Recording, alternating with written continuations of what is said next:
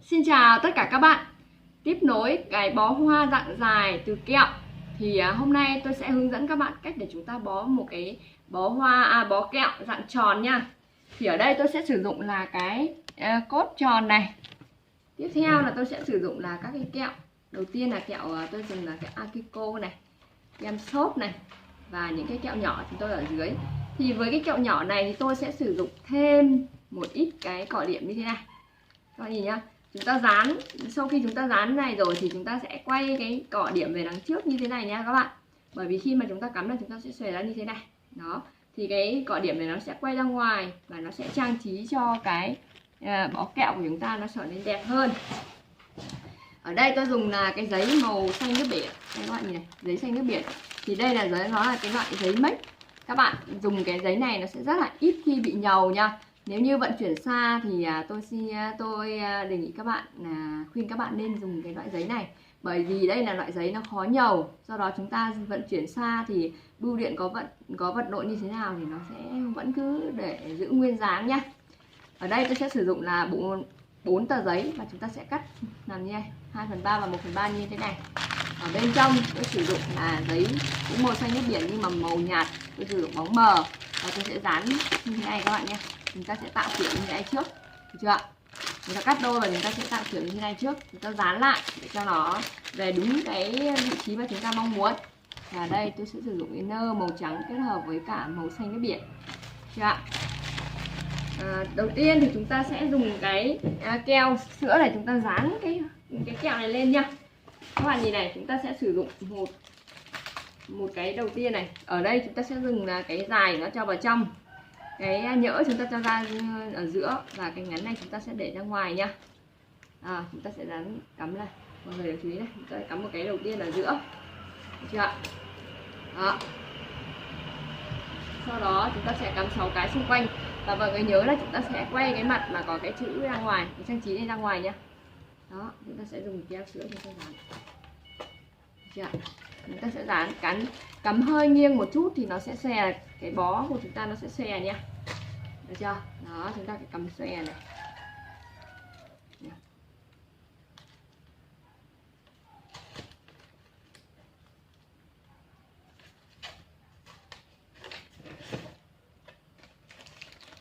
Chúng ta cắm như là cắm hoa thôi các bạn, không có gì khó đâu ạ. Đó, mọi người hãy để cái quay tất cả đồng loạt nó quay ra ngoài như thế này nha, thì là nó sẽ nhìn cái bó kẹo nó sẽ đồng đều và nhìn nó sẽ đẹp hơn.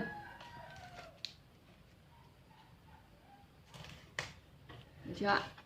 Đó, đây là xong cái phần đầu tiên nha, là lớp đầu tiên là một cái ở trong và 6 cái ở xung quanh. Thì cái trên này nó bằng nhau nha. Cái lớp thứ hai thì chúng ta cũng cắm tương tự như vậy, nhưng chúng ta sẽ cắm so le vào đây. Đó, so le vào cái phần như thế này. Đây các bạn nhìn. Được chưa ạ? Đó. Và chúng ta cứ cắm như vậy cho đến khi hết cái số kẹo này. Được chưa ạ? Đây các bạn nhìn nhá. Sau khi chúng ta cắm hết thì chúng ta sẽ được như thế này. Đây các bạn nhìn chưa? Trên này chúng ta sẽ bằng ở xung quanh này. Đó, tất cả chúng ta sẽ quay cái mặt là có cái trang trí ra ngoài thì nhìn nó sẽ rất là đều nhá. Được chưa ạ? Nha. Tiếp theo đến lượt thứ hai chúng ta sẽ sử dụng cái kem xốp này. Thì chúng ta cũng sẽ cắm so le với cả cái lớp 1 nha. Các bạn nhìn thấy chưa? Chúng ta sẽ cắm so le này. Đó. Các bạn nhìn thấy chưa? Chúng ta sẽ cắm so le cho đến khi hết luôn nha. Đó. Chúng ta cứ cắm như thế này và chúng ta sẽ cắm so le với cả cái lớp 1. Đấy nha. Sau khi cắm xong cái lớp 2 này, các bạn nhìn này. Đây ạ. Sau khi cắm xong lớp 2 thì chúng ta sẽ được như thế này. Các bạn nhìn thấy chưa? Đấy nha.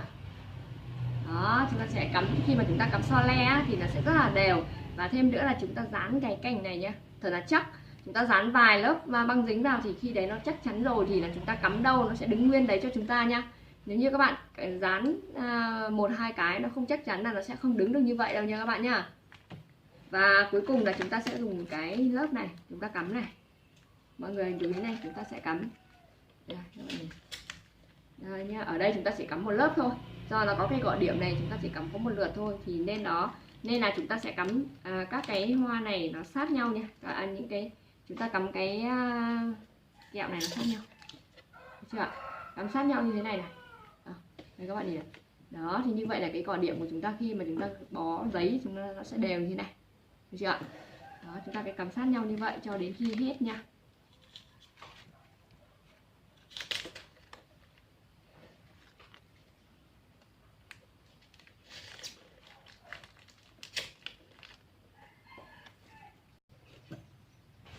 Đây ạ. Sau khi cắm xong thì chúng ta sẽ được cái kẹo như thế này. Được chưa ạ? Cái hoa này nó sẽ được trang trí như thế này. Thì khi mà chúng ta bó là cái tất cả đồng thời hoa nó sẽ nâng lên như thế này. Nó sẽ rất là đều và đẹp. Được chưa ạ? Sau đây thì chúng ta sẽ bó nha. Thì cái tờ mà chúng ta đã dán được như thế này rồi thì các bạn sẽ úp vào đây. Được chưa ạ?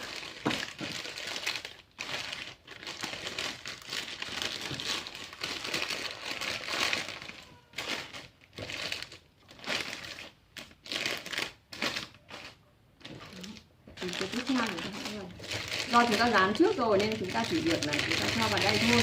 Nếu như các bạn chưa dán thì các bạn sẽ rất là vất vả trong cái việc mà chúng ta giữ được dáng của cái này nhé. Khi mà được 2 cái ta sẽ buộc lại.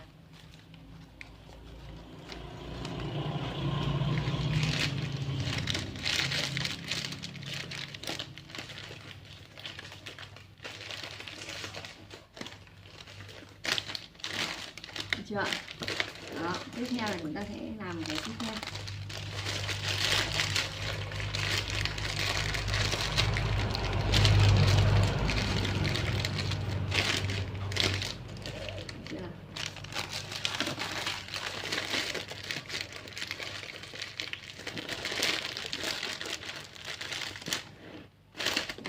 Đó, sau khi chúng ta được thì chúng ta sẽ buộc lại.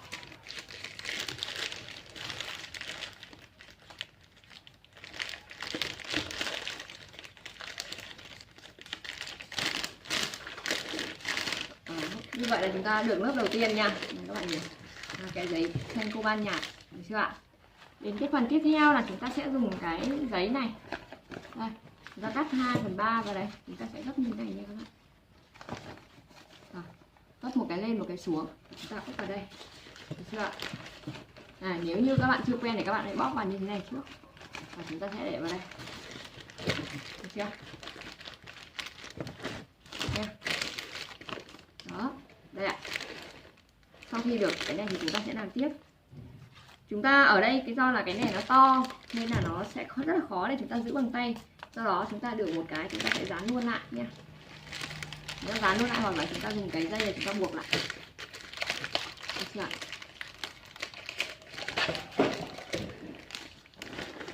Đó. Tiếp theo chúng ta dùng cái thứ hai. Chúng ta cũng gấp như vậy.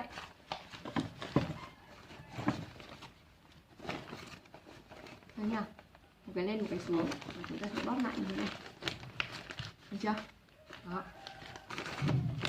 Đổ vào đây.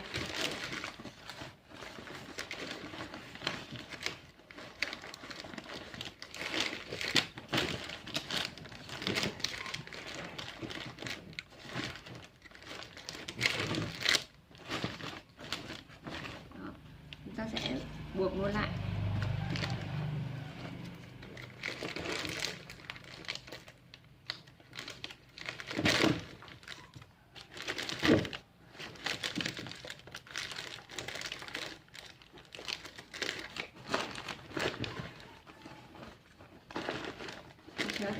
Đó, cái 3 thứ tư chúng ta làm tương tự nha.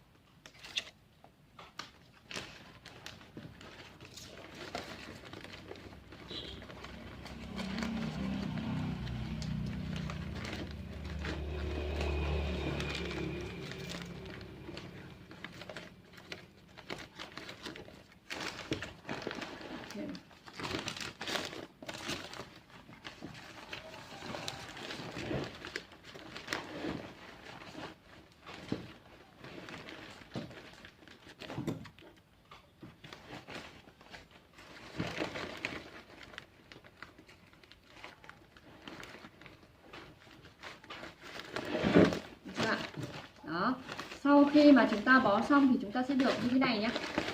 Được chưa? Đây các bạn nhìn. Sau khi bó xong chúng ta sẽ được như thế này. Được chưa? Thì nó sẽ có nhiều cái là nó xòe xuống như thế này. Thì chúng ta sẽ sử dụng cái phần mà 1/3 lúc nãy chúng ta vừa cắt đấy ạ. Chúng ta sẽ gấp hình cánh quạt nha. Đó, chúng ta sẽ được như thế này. Được chưa ạ? Đã úp vào đây. Được. Khi mà chúng ta ốp vào như này thì cái này nó sẽ được nâng lên. Được chưa ạ? Đó, chúng ta được nâng cái này lên. Chúng ta sẽ nâng.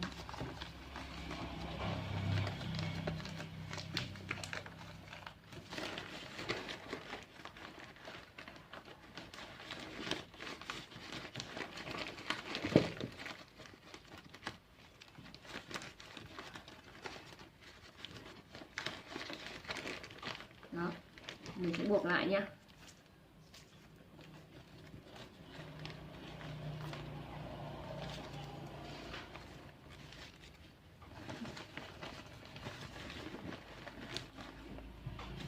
Để chắc ăn thì mình cứ một cái một đi các bạn.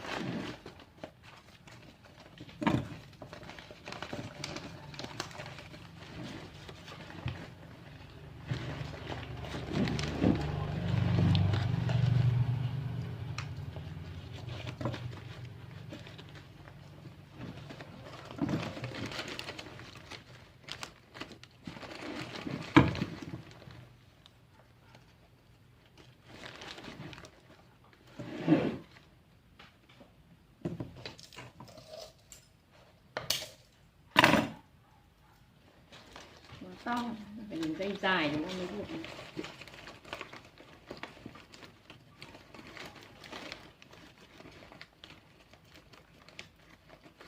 Đó.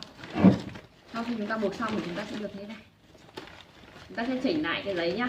Các bạn nhìn này, giấy chúng ta sẽ chỉnh lại cho nó cân đối, được chưa ạ? Đây ạ.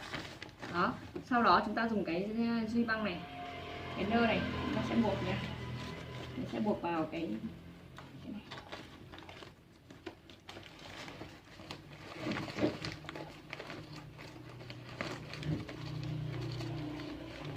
Do chúng ta cắm tròn thì chúng ta có thể buộc nơ thoải mái, buộc chỗ nào cũng được. Chỉ nơ này, được chưa ạ? Nơ chỉnh giấy.